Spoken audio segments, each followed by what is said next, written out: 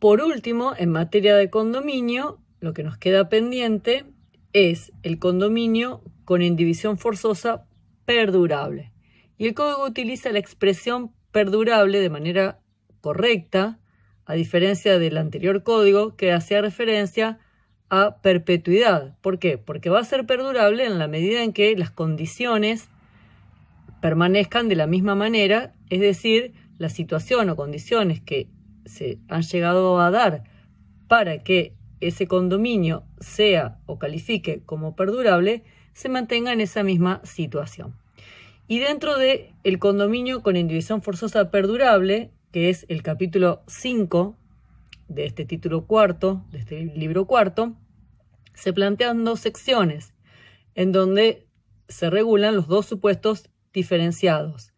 En primer lugar, la sección 1, solamente 2 artículos, 2004 y 2005, que es el condominio sobre accesorios indispensables. Y la otra sección, la sección 2, el condominio sobre muros, cercos y fosos, lo que comúnmente uno denomina como medianería. Entonces, el primer supuesto, el de condominio sobre accesorios indispensables, es el supuesto que el código plantea cuando se da la situación en que hay dos o más inmuebles que pertenecen a distintos propietarios y hay además una cosa que es accesoria de esos dos o más inmuebles y que resulta ser un accesorio indispensable al uso común de esos dos o más inmuebles, que esos dos o más inmuebles pertenecen a distintos propietarios. Entonces, es el supuesto que en la práctica uno puede reconocer o identificar que se da en los pasillos en que hay dos o más inmuebles y que comparten a la vez otro inmueble que hace las veces de pasillo para que haya salida para todos los inmuebles a lo que es la vía pública. Entonces, hay dos o más inmuebles que pertenecen a distintos propietarios y hay otro inmueble más o otra cosa más sobre la cual recae el condominio y que esa otra cosa resulta de uso indispensable a estos inmuebles. Entonces, es la afectación como accesorio indispensable al uso común y en la medida en que todos tengan interés, esta cosa va a permanecer en indivisión forzosa y no se puede hacer uso de la acción de partición del condominio. El artículo 2005 plantea el supuesto o la solución de que todos pueden usar esa cosa en común teniendo en cuenta el destino que esa cosa tiene y en la medida en que no se perjudique el mismo derecho de uso y goce para los demás condominios. Asimismo, si bien no está expresamente en este apartado, sí se aplica a la parte general del condominio en lo que refiere a el aporte o la contribución que deben hacer todos los condóminos para el sostenimiento de la buena conservación de esta cosa en común. Entonces ahí se torna aplicable lo que vimos sí en la parte general de condominio. Y por último, la sección 2 que plantea el supuesto de condominio sobre muros, cercos y fosos.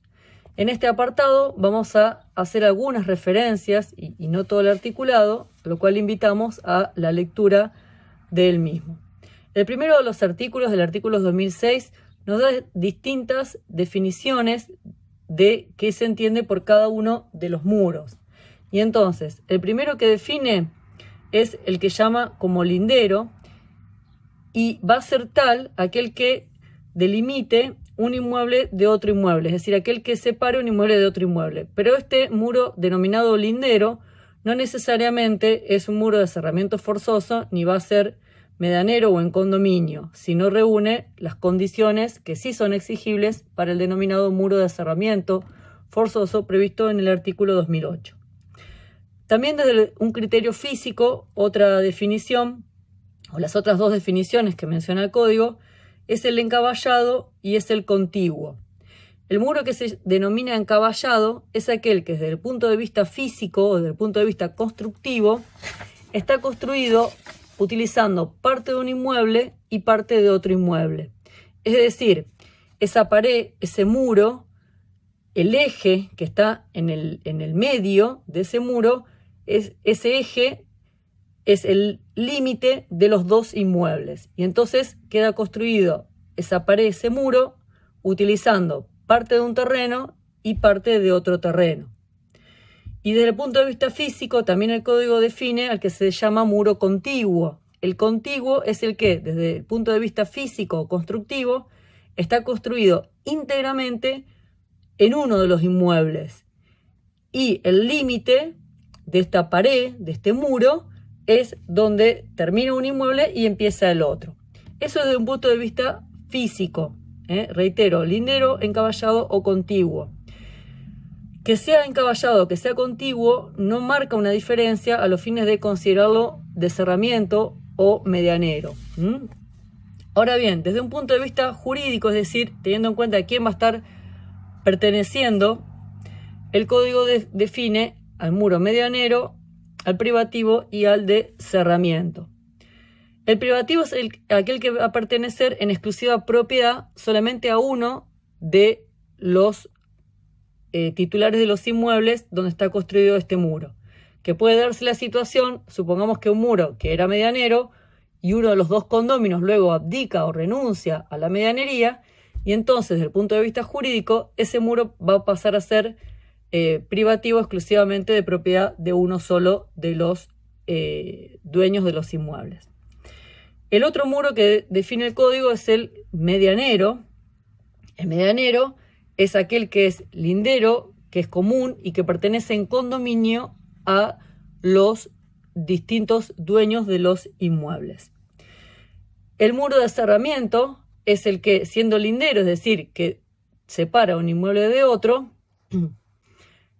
es de cerramiento forzoso, independientemente de que sea encaballado o contiguo. ¿Y cuándo se define el muro de cerramiento forzoso? Se lo define cuando reúne los requisitos que prevé el artículo 2008 y que son 3 los requisitos que prevé este artículo.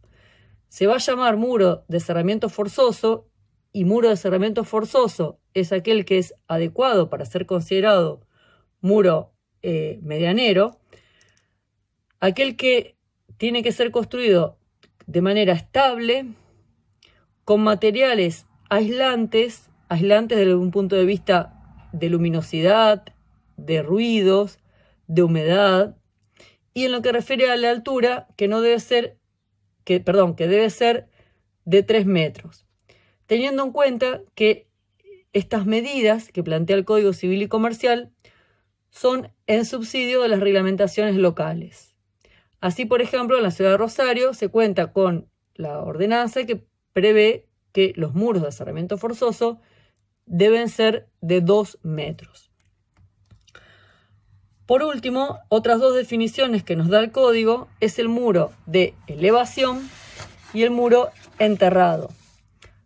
Se denomina muro de elevación aquel que está por encima de los 3 metros, teniendo en cuenta la medida que dispone el artículo civil y comercial en el artículo 2008.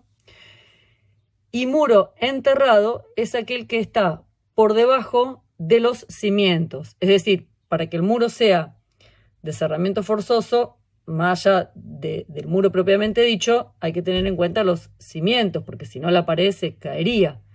Ahora bien, por debajo de aquellos cimientos que resulten ser indispensables para el mantenimiento del muro, se considera el muro que es enterrado. Tanto el muro de elevamiento como el muro de encerrado, en principio van a ser de aquel propietario que lo haya construido. Y si se permite que el otro vecino adquiera, digamos, en condominio de esos muros cuando los vaya a utilizar. Con respecto a la adquisición de la medianería, entonces, si el muro es construido conforme a lo que se plantea en el artículo 2008, es decir, el muro de cerramiento forzoso, y hasta la altura de 3 metros, la adquisición de la medianería se produce desde el momento propio de la construcción, independientemente de que el otro vecino, participe o no en la misma. Mientras que el de elevamiento o el enterrado, recién se va a adquirir la medianería a partir del efectivo uso, la efectiva utilización que realice aquel vecino que no lo construyó. El Código plantea luego presunciones en los artículos 2010 hasta 2012, pero son presunciones que tienen su aplicación a lo que es el muro de elevación. Con respecto al cobro de la medianería, el código diferencia. Si estamos frente al muro de cerramiento forzoso, entonces el cobro de la medianería se puede exigir desde el momento propio de la construcción. Mientras que si es el muro de elevamiento o el enterrado, el cobro de la medianería en favor de quien lo construyó y en contra del otro vecino, recién se puede exigir desde el momento en que el otro vecino, que no contribuyó con la construcción, efectivamente lo utilice. Y en cuanto a cuánto o qué es lo que se exige en el cobro de la medianería, ahí sí entra en juego la distinción desde el punto de vista físico que hacíamos al comienzo entre si el muro ha sido construido de manera encaballado o si ha sido construido de manera contigua. Si el muro fue construido de manera encaballado, el derecho que tiene a exigir en el cobro la persona que realizó la construcción es la mitad de la construcción del muro y la mitad de los cimientos. Mientras que si el muro fue construido de manera contigua, entonces puede exigir la mitad del muro, la mitad de los cimientos y también la mitad del valor del terreno. En lo que refiere al muro enterrado o elevado, solamente se puede exigir en la parte que efectivamente el otro vecino esté utilizando. Esto es, digamos, a grandes rasgos. Por último, y para terminar, tener presente el tema de la medianería en lo que es la zona rural. ¿Por qué? Porque todas estas normas que estuvimos mencionando con respecto a los muros, cercos y fosos, y que son medianeros, y que son obligatorios, que son en realidad derechos y obligaciones para ambos vecinos, rigen en lo que es las zonas urbanas o suburbanas. El código habla de las zonas urbanas y los arrabales. Mientras que lo que es la zona rural, el principio no es obligación. Pero el código plantea presunciones en el sentido que se entiende que es medianero, se entiende, es una presunción iuris tantum que es medianero, si está construido en la zona también rural, y que van a ser la obligación de aportar el vecino que no ha construido ese muro medianero si su inmueble queda totalmente encerrado. Teniendo en cuenta además que en materia de cerramientos rurales, los requisitos constructivos no son los mismos que en materia de cerramiento urbano, es decir, no se aplica el artículo 2008, sino que el código mismo manda a que se tenga en cuenta los usos y las costumbres de la zona. ¿Por qué? Porque podemos estar en materia rural, por ejemplo, pensando que el cerramiento se haga con alambrados o con montículos, digamos, de tierra, es decir, otros requisitos. Y también pueden ser de cercos verdes. También el código plantea el condominio de árboles y arbustos y que también se plantea la presunción de que es medianero el árbol o arbusto que está contiguo o encaballado. Y plantea también que si el árbol o arbusto está causando perjuicio, primero hay que intentar con el corte de ramas o raíces y que si de esa manera no se logra la solución, entonces sí se va a poder recurrir a la quita del árbol o arbusto. Y que si el mismo fuera necesario o conveniente el reemplazo, es necesario el consentimiento de ambos condóminos.